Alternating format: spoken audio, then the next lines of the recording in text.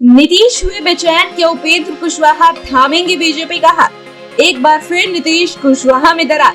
कुशवाहा के बयान से एक बार फिर बिहार के सियासी गलियारों में मचाई खलबली।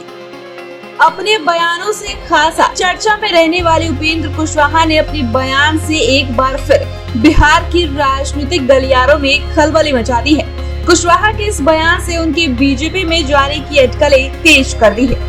दूसरी ओर राजनीतिक विशेषज्ञ भी आरजेडी और जेडीयू के बीच हो रही खटपट के बीच नीतीश के एनडीए में जाने के कयास लगा रहे हैं। राजनीतिक विशेषज्ञों का यह भी मानना है कि अगले महीने तक कुशवाहा जेडीयू को छोड़ सकते हैं और बीजेपी का दामन थाम सकते हैं। ऐसा नहीं है कि कुशवाहा पहली बार जेडीयू से अलग होने की सोची हो। नीतीश और कुशवाहा के बीच तकरार की कहानी पुरानी है। उपेंद्र कुशवाहा ने अपने चुनावी राजनीति की शुरुआत सन 2000 में जंदाहा से जीतकर की थी। सन 2000 से 2005 तक वे बिहार विधानसभा के सदस्य रहे। उस वक्त जनता दल यू के विधायकों की संख्या भाजपा के विधायकों की संख्या से ज्यादा थी। चूंकि जदयू के नेता ने अपनी पार्टी बदल दी तो उपेंद्र कुशवाहा को विपक्ष का नेता बना दिया गया। नीतीश सरकार द्वारा कोयरी जाति के कथित हाशिए पर लिए जाने और नीतीश की निरंकुश शासन मानसिकता के चलते उन्होंने 2007 में जनता दल यू से अलग होकर फरवरी 2009 में राष्ट्रीय समता पार्टी की शुरुआत की। पार्टी के गठन को उस वक्त के महाराष्ट्र के उप मुख्यमंत्री छगन भुजबल ने समर्थन दिया था। फिर नवंबर 2009 में कुशवाहा और नीतीश कुमार के बीच संबंधों में सुधार के साथ उनकी पार्टी को जनता दल यू में मिला लिया गया।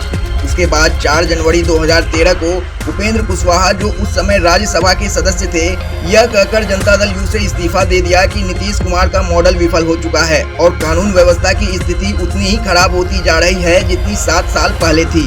उन्होंने नीतीश पर फिर से निरंकुश तरीकों से सरकार चलाने का आरोप लगाया। जेडीयू से अलग होने के बाद 3 मार्च 2013 को राष्ट्रीय लोक समता पार्टी की स्थापना की और गांधी मैदान में एक रैली में अपने पार्टी के नाम और झंडे का अनावरण किया।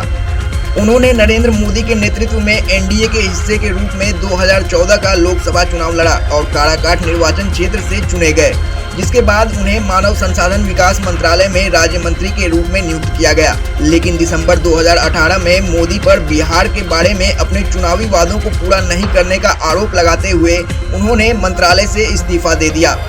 2019 के चुनाव में उचित सीटें नहीं मिलने पर आखिरकार उपेंद्र कुशवाहा की पार्टी आरएलएसपी एनडीए के गठबंधन से अलग हो गई। उस वक्त एनडीए का मानना था कि कुशवाहा के समर्थन के बिना भी वे चुनाव जीत सकते हैं।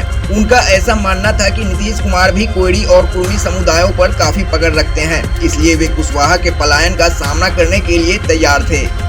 2019 के लोकसभा चुनाव में हार के बाद कुशवाहा ने एक बार फिर विवादित बयान दिया।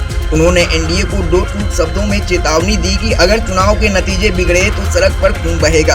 हालांकि चुनाव आयोग के नोटिस के बाद उन्होंने माफी भी मांगी थी।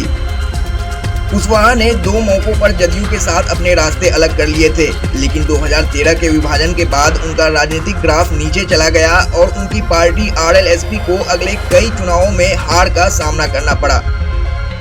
वहीं दूसरी तरफ कुशवाहा जाति के समर्थन से दूर होने के बाद जदयू को भी झटका लगा, जो 2020 के विधानसभा चुनाव में मात्र 43 सीटों पर सिमट गया।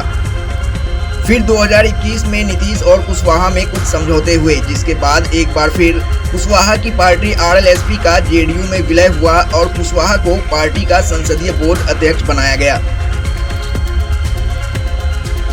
तो आपको हमारे द्वारा दी गई जानकारी कैसी लगी, कमेंट कर हमें जरूर बताएं। हमारे फेसबुक पेज को लाइक करें, यूट्यूब चैनल को सब्सक्राइब करें। वीडियो देखने के लिए आपका शुक्रिया।